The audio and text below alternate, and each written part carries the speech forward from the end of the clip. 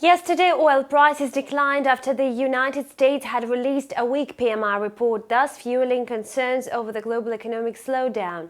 The Manufacturing Purchasing Managers Index fell for the first time since 2016. Earlier, the Eurozone had reported about sluggish manufacturing activity as well. Brent prices turned out to be more stable than those of WTI crude benchmark, but the commodity ended the day in the negative territory nonetheless. A fall below $58.5 per barrel triggered a sell-off yesterday, but today in early deals, the prices returned to the previous levels. If the market sentiment improves, Brent futures have every chance of getting back to the area near $60 per barrel. Meanwhile, the current situation is rather tense. Market participants will absorb the U.S. oil inventories report that will be published by the American Petroleum Institute later in the day. The Energy Information Administration will release its official data tomorrow. Today, in early deals, Brent futures rose by 0.24% to $58.5 per barrel.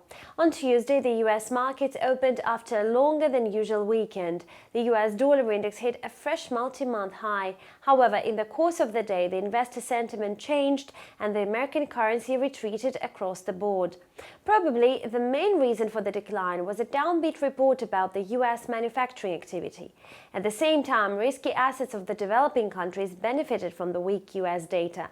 The EM currencies rose faster than the majors. However, the Russian ruble demonstrated a less robust increase amid falling oil prices. The dollar-ruble pair tested the key horizontal resistance at 67 points, but failed to break this level for the third time in 2 weeks. It can trigger a protracted retracement towards the area of 65.5 points. The further movements in the pair will depend on the U.S. oil inventories and output data. Today, in early deals, the U.S. dollar came down by 36 kopecks to 66.60 rubles. We keep close tabs on the market developments. Stay tuned.